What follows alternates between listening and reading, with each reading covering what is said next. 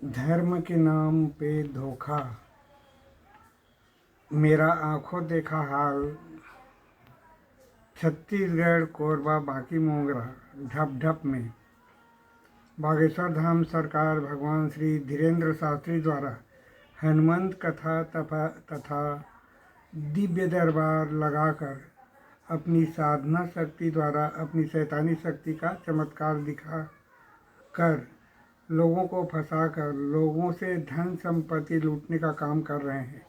वे दिव्य दरबार में लाखों के सामने बोले हैं। अभी आज एक शिष्य के यहाँ गया था तो उन्होंने 51,000 दक्षिणा में दिया, जिसे मैं एक गरीब नाई को दे रहा हूँ और आप लोगों को भी इसे देना है, दे सकते हैं करके बोला और स्वयं दिया तथा दूसरों ने भी दिया। हमने उस व्यक्ति को पहचाना नहीं, वह उसी का आदमी है या दूसरा। इसमें संदेह इसलिए है कि धीरेन्द्र शास्त्री जी ने दिव्य दरबार में कहा कि इनके पैसे को कोई लूट ना ले, इसलिए हमारे आदमी हमारी गाड़ी से इसे घर पहुंचाने जाएंगे।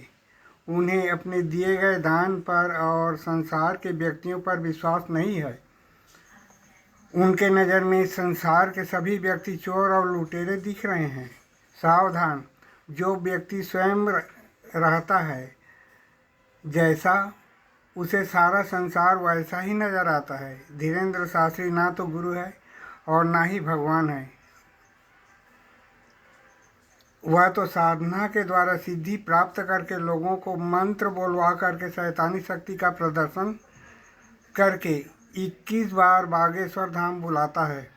जब एक व्यक्ति से 51,000 लेता है तो सैकड़ों आदमी उनके शैतानी शक्ति के वश होकर रोने चिल्लाने लगे। जब एक व्यक्ति का एक बार का दक्षिणा 51,000 है तो 21 बार जाने से उनका कितना खर्च होगा, उसका अनुमान आप सभी खुद लगा सकते हैं। और अगर 21 बार बागेश्वर धाम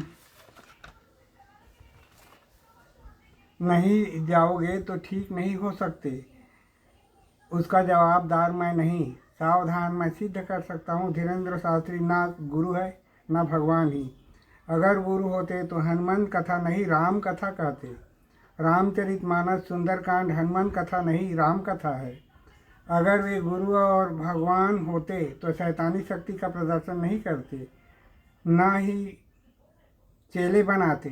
सच्चा गुरु तो वही है जो शरणागत व्यक्ति को कर्म बंधन से मुक्त करके लक्ष्य की प्राप्ति स्वयं करा दे, अर्थात राधा कृष्ण का प्रत्यक्ष दर्शन स्वयं कराते हैं। वही गुरु और भगवान है। और इस संसार में मंत्र के द्वारा शिष्य बनाने वाले उन्हीं को कालनेमी कहा गया है। सावधान, धीरेन्द्र शास्त्री को रामचरितमानस के मूल अर्थ का ज्ञान नहीं है। मन की सोची और वाणी से कही जाने वाली कोई भी वस्तु सत्य नहीं हो सकता। सत्य का ज्ञान केवल सत्य के द्वारा ही हो सकता है। धन्यवाद।